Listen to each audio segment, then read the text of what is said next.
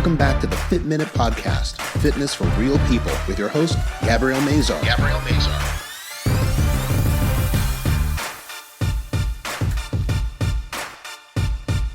On today's episode, Gabrielle interviews Francesca Rolando. They discuss overcoming obstacles and finding your stride. After a terrible divorce and dealing with some difficult health issues, Francesca has taken control of her own destiny and created a better life mentally and physically for herself.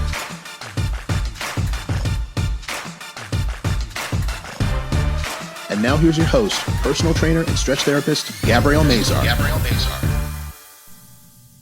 Welcome back to the Fit Minute Podcast, Fitness for Real People. I'm your host, Gabby Mazar, and on today's episode, I have Francesca Rolando.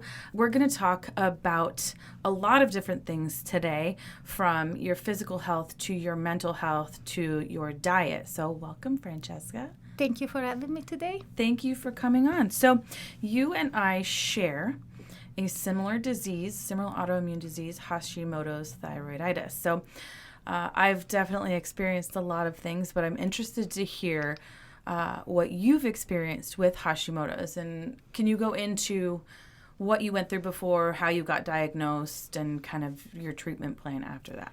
Absolutely. It was about 2009, and I was in my early 30s, super healthy. I was running about 40 miles a week. I was going to the gym at least 3-4 times a day. And then all of a sudden, I got really sick. I had dizziness where it would be so strong I would fall off. I just had weakness in my arms and legs, and nobody knew what was going on with me. I did a lot of tests. They thought it was multiple sclerosis. They thought it was lupus, and nobody could figure it out. So I flew back to my country. I went to Italy. I spent 3 days in the hospital. They did a lot of tests, and they finally did a ultrasound on my thyroid, and that's how I found out I had Hashimoto disease. It's been a long journey. They couldn't really fix it with medication at the beginning. It was really hard to find the right dosage for me. So I went from a moment where I have so much energy, heart palpitation, couldn't sleep, to a moment where I could not even get up from bed. Yeah, I definitely know that feeling. It's... I describe it as like if you're in a car and you're driving and you've been driving for like 6 hours nonstop, and you just get that feeling where your eyes are so heavy that it hurts to keep your eyes open. Like it's physically painful to keep yourself awake. That's exactly how I felt. I felt that by the time I would get up, take a shower, put makeup on to go to work, I just wanted to go back to sleep. Yeah. Just taking a shower felt like the biggest accomplishment of my day. Yeah, totally. I know it's hard to explain because I think people think that you're kind of making it up. Like, yeah. Oh, you're tired. Everybody's tired. But it's a different tired. It's just pure exhaustion. And I know before I got diagnosed, I was sleeping like 16 hours a day. I would get up, go to work, come home, take a nap, go back to work, come home, eat lunch, take a nap, get back up, go back to work, come home, fall asleep on the couch at like 7 p.m. and sleep until the next morning. And you just never feel normal. Exactly. And for me, I had a lot of muscle pain and the numbness. My leg will completely go numb, and my finger on my left hand will go numb. I lost a lot of hair. I lost my eyebrows. It was really very different because I went from being extremely active to barely get up from bed. But it's been managed for many years through medication, through high and lows. And sometimes it also affects your mental health because you feel like you're going crazy. Yeah. Yep. You feel like everything becomes unmanageable and a big issue. So well, one of the side effects, or one of what happens with this disease, is depression and anxiety. You're so tired, and then you have this feeling of just kind of, you're confused and you don't know what's going on, but your hormones are affected, your body's affected. Now, I never lost my hair, but I gained a lot of weight, which was very hard for me because same thing. I was teaching I taught total body tone classes. I taught spin classes.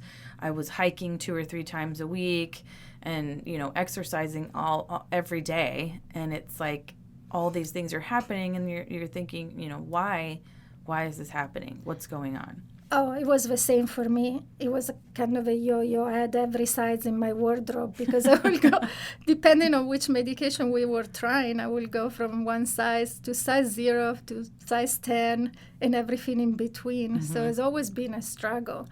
But I was very lucky because I had a great primary care physician when I lived in Texas, and she had a more holistic approach to the disease. So instead of just give me medication, she helped me through a lot of other side effects through natural remedies. And she suggested to do some research about eliminating dairies. Mm-hmm. And when I started doing the research about dairies, then I really started going to see like speakers about being plant-based, reading book about being plant-based. And one day I woke up and I decided tomorrow I'm going to become vegan. And so you are completely vegan. You do not eat any animal products at all. I don't eat any animal products at all. And I'm very careful even in the medication that I use. Unfortunately, the only medication that work for my thyroids are the natural ones, which have pig hormone. Pig hormone. Mm-hmm.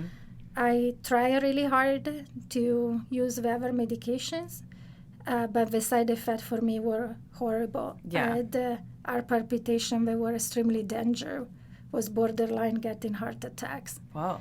So I had to make a choice between my health and completely plant-based. So the only thing that I take that is now plant-based is my thyroid medication. So I am on a natural thyroid medication as well, and I felt the same way.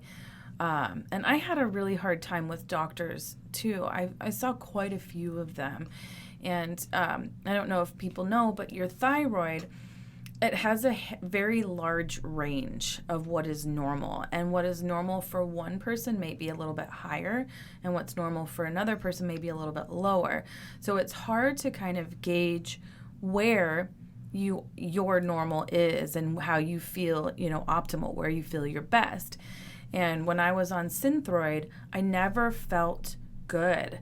And I had the same thing. I was on Synthroid, and then they put me on the liothyronine because your T4s weren't converting to the T3s, so they need the converter, and now you're on all these medications, and it's just this kind of round and round and round you go about, change your dosage, do this. And I had some pretty awful experiences with endocrinologists.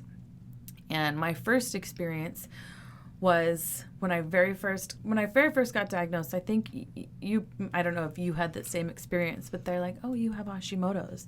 And you go, what? Am I going to die? Well, you're not going to die. But it is very scary because you don't know what it is. You have no idea how to treat it. You have no idea what's going on with your body. And when I walked into my first endocrinologist and my doctor said that I had Hashimoto's. And he's like, well, you still have it. And I was like, screw you, buddy. Like, thanks, And the more I saw him, the more he would say things to me like, oh, well, my clients say that, and patients say that exercising helps. And I'm like, read my file, thanks. So I left him because I was not happy. I'm telling him my symptoms. He was not listening to me. So I moved on to another endocrinologist. And my first visit, I had switched from Synthroid to Armour. I'd been on Armour for probably a year and a half at this point, was finally feeling better. And he wanted to switch me back because they can control it better. And I told him, I'm not switching back. I do not want to switch back I can't. I do not want to feel that way ever again. And I went in there. I didn't really, he was, again, not listening. And then the next time I went in, from the moment I walked into the door, paid my $65 to see him, saw the doctor and left was 15 minutes. And I got in my car and I called my boyfriend and I cried and cried and cried. And I was like, I cannot do this anymore. I am in so much pain. I am so tired and nobody's listening to me. And that's when I finally decided to go to see someone holistic, to see a naturopathic doctor. And it has definitely changed things. I think everybody I talk to with Hashimoto has some similar experience when it comes to doctors.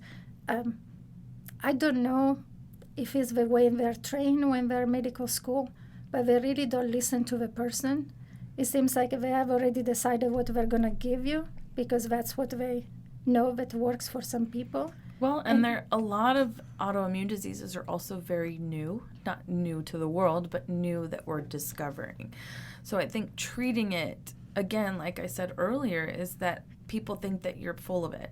Yes. You know, really they do. think, okay, whatever, you have joint pain. Okay, whatever, you're tired. Oh, your hair is falling out. Like, what's new? But it really, and there's so many symptoms and so many other things. So it's very hard to diagnose, and it's very hard to treat because everybody's symptoms are different. And I think because the system here is based mainly on making money, rather than treating the symptoms or treating the patient, is about getting in and out as fast as possible. That really does not help. Yeah, and we could have a whole other podcast on that, to be perfect.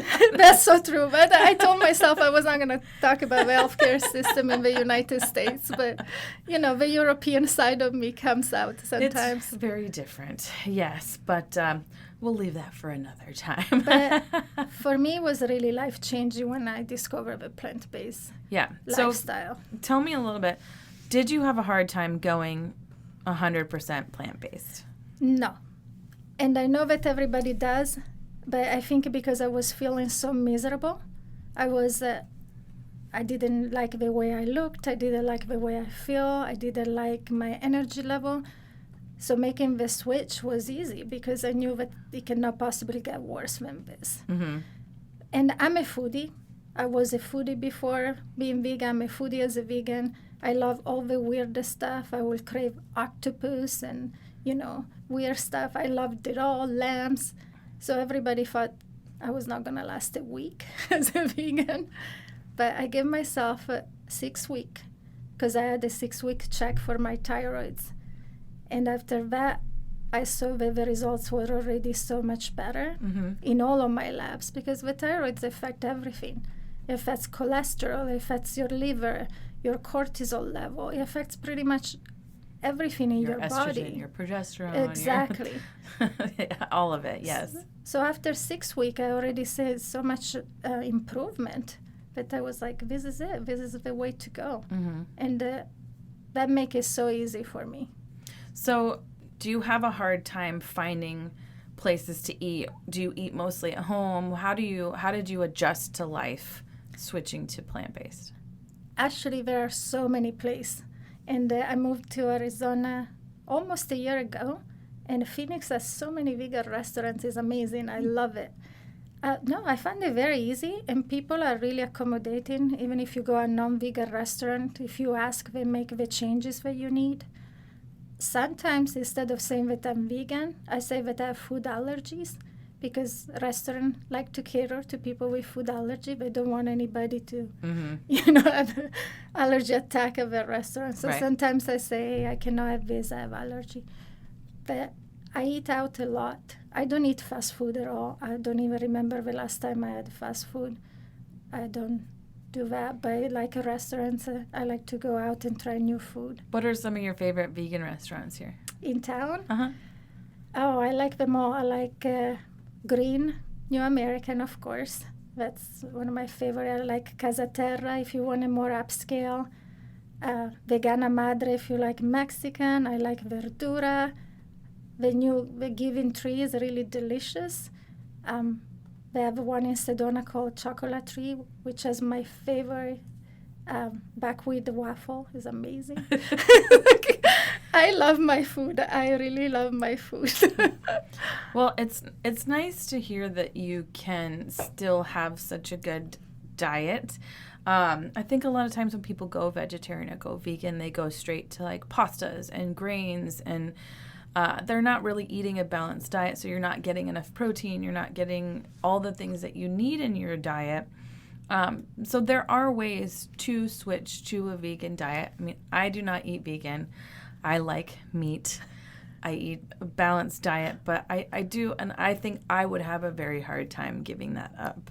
But I do eat a lot of vegetables. I do eat very balanced meals. I don't ever eat fast food. I mean, I can't remember the last time either, but, you know, there's so many diets and so many fads out there that I think it's difficult for people to switch to anything and know how to do it properly.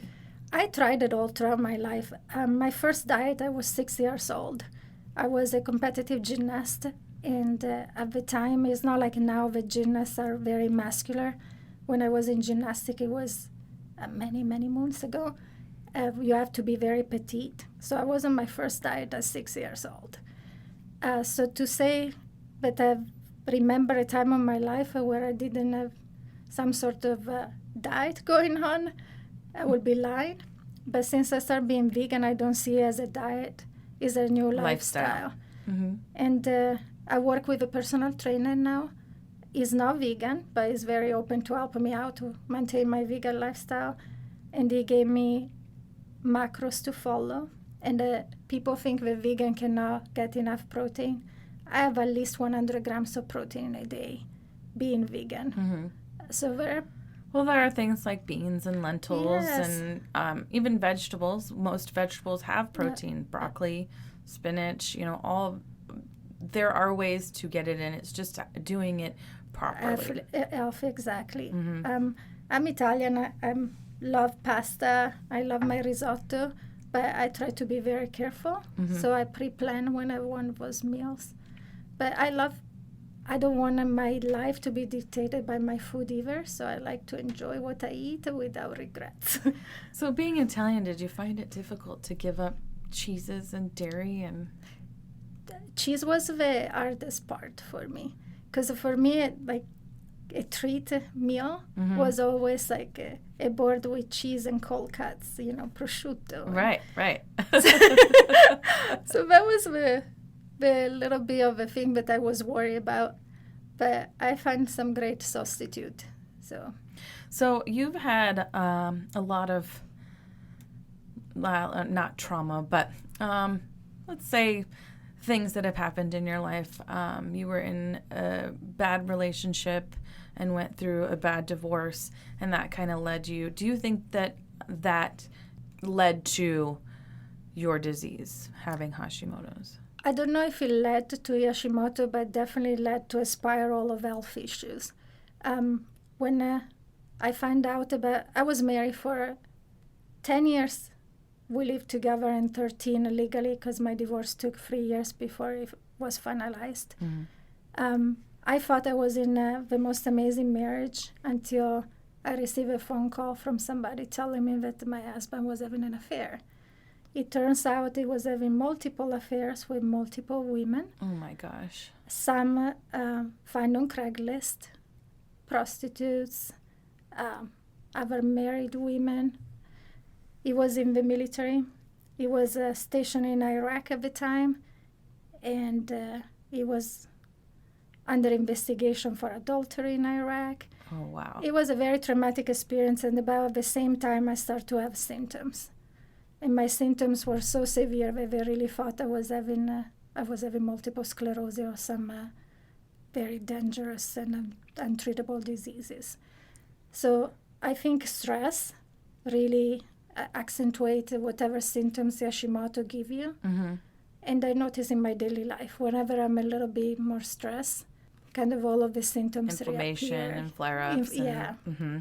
So what are some things mentally that you have done since then to kind of better yourself and get through that situation? For me, throughout the situation, I went to therapy. I'm not ashamed to say. I think that mental health should be treated exactly like physical health. I had a problem and I wanted to resolve it. And just like a doctor, it took me several counselors before I found somebody I felt completely comfortable with. And also, I'm very practical. I want solutions. I don't want to just talk in circle about problem. So I found a therapist to really focus on small steps and things that I can implement in my daily life to make sure that I can move forward. Mm-hmm. I think therapy is, everybody should do it. And I find it interesting that people are so against it because everybody has some sort of trauma. Every single person, yes. Every person on this planet has some sort of trauma. Even if you've lived a super charmed life, there's something deep-seated in there that, you know, it just is. It's just life because we go through so many situations. So we all have something. So I find it weird that people don't want to seek help because even if you talk to your friends or you talk to your family, a therapist or a psychiatrist is someone that is a third party that doesn't have a vested interest in you. You know, they don't know you. You don't have a personal relationship with you. They're there to help you to see things from the outside. And it can really help you in all parts of your life. Your mental health is so important to even your physical health. And I feel that chronic stress was one of the reasons that I was also diagnosed and have this disease, because we all have chronic stress and it just makes everything way worse. Stress affects everything in your life. Every aspect of your health is really affected by stress. But for me, therapy was really a way to just figure things out a little bit at a time. Mm-hmm. I didn't expect it to be like cure or fix or whatever you want to say, or, you know, but I was going through so many different emotions. I couldn't focus on anything in my life besides my divorce and I had this vivid image in my head of my ex-husband having sex with everybody and I couldn't shake it. So it was like becoming compulsive. Yeah. And I just needed somebody who had tools that I could use. And I'm very proud to say that for me, it really was beneficial. Yeah. And I think whatever you put in is what you get out. You have to do your own work. Oh, absolutely. I mean, and that's like with anything else, even, weight loss or exercise. If you don't, or diet, if you don't put into it, then you're not going to get out of it what you want, right? Yeah. So what are some of the tools that you feel that helped you the most that your therapist implemented for you? For me, it was break it down things in small chunks. Instead of focus on the bigger picture that seemed overwhelming, just focus on one task you can do today right now. And that task, once you accomplish, you feel like at least you have done something. Mm-hmm. So I start breaking down everything in small chunks instead of thinking like, oh my goodness, I'm going to have to do this. I had a list of 700 things that needed to be taken care. I just divide it by what I can do in 5 minutes. And let's start from those. And then when that was done, it's like, oh, okay, I got that one done. What I can do in 10 minutes, what I can do next week. Mm-hmm. So just break it down was very helpful. And then she gave me timers where I would literally set a timer. And in that 5 minutes, I could focus about all the stress in my life. And after 5 minutes, I had to do something physical because that will distract my brain. So I will not keep focus on the same thing over and over again. I think that those are two really, really good tools, actually. How do you feel today versus how you felt back then? The best thing for me was that I don't have regret or guilt. And I think that was, or anger. I was extremely angry throughout the whole process. I was angry about my health. I was angry about what my ex-husband did to me. I was angry because I made bad choices. How could I not see this? And I also felt guilty because I'm the first one in my very Catholic Italian family to get divorced. So I had a lot of us feeling that I was carrying with me all the time. And now I have zero regret for my past. A lot of experiences that I have throughout my marriage made me a stronger, more resilient person. So I feel that as long as I learn something, is not a bad thing. So I have no regret. I don't feel guilty. It's my life. I don't care whatever people think about me, And you shouldn't. and I don't have that anymore. which is a very Italian thing. It's like, oh my God, what people will think. Now I was like, I really can care less what people think about my divorce, my relationships.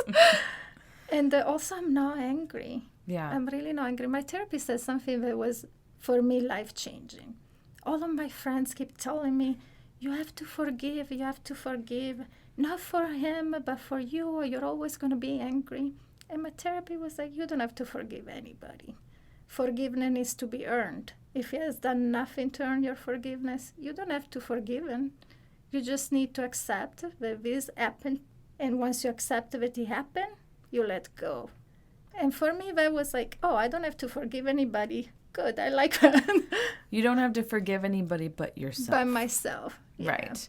And I think that is very good advice, because we tend to hold on to that. We tend to hold on to that anger and not move forward, because no matter what situations happen in our lives, they happen and you can't change it. You can't change what has happened. You can't change how it happened. You can't change the course of action that you took then, but you can change the direction that your life goes now. So you seeking help through therapy and you getting treatment for your autoimmune disease and you going vegan, those are all choices that you made that change your path to forgiveness, your path to health, your path to your own mental and physical health as well. And I think that's huge, because people don't do that and don't realize how much holding on to that anger and hate and guilt affects you. Absolutely. Actually, recently I've been going through some struggle with my family in Italy, because I'm away from them and the family situation. I always have the guilt of, oh, I left them, or I should do more to help them. But that's also unhealthy. You know, we have to take care of ourselves before we take care of anybody else's. And once you realize that, things fall into place. Right.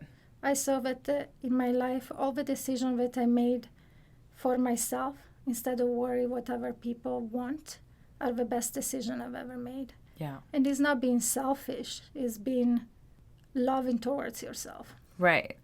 And the thing, too, is that if you're unhealthy, you can't give to other people.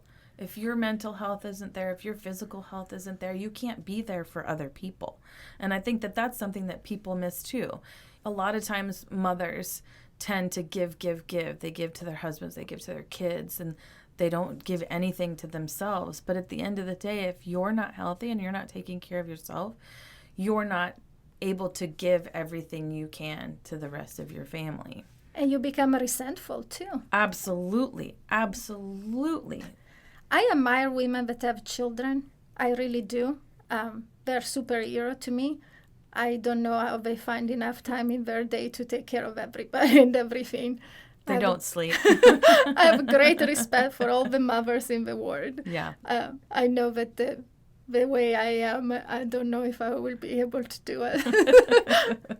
That might be a little bit selfish. I think my decision is pretty selfish. I like doing things and going places, and having a family really changes everything. Absolutely. I think I'm in that way. I feel you. We're on the same page.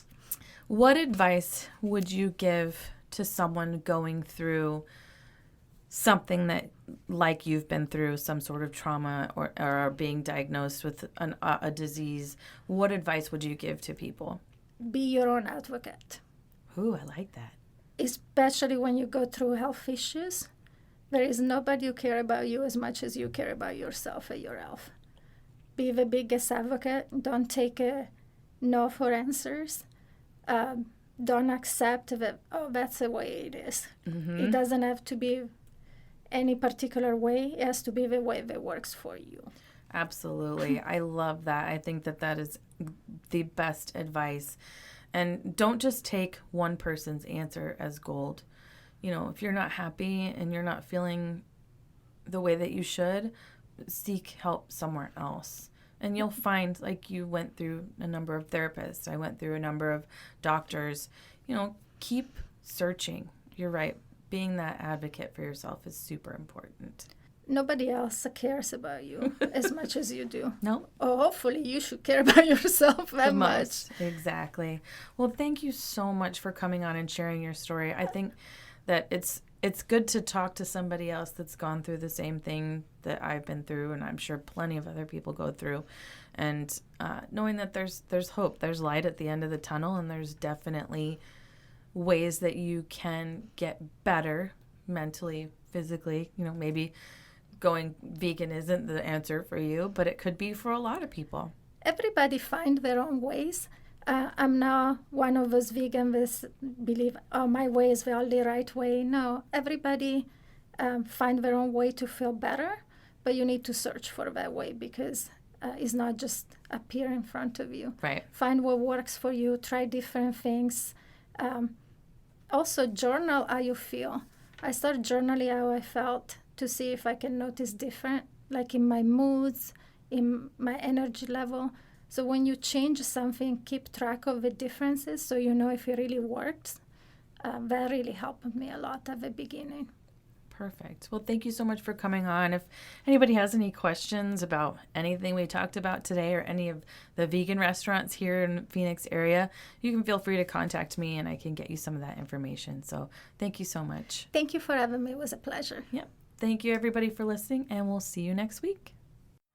Thank you so much for listening to the Fit Minute Podcast, Fitness for Real People, with your host, Gabrielle Mazar.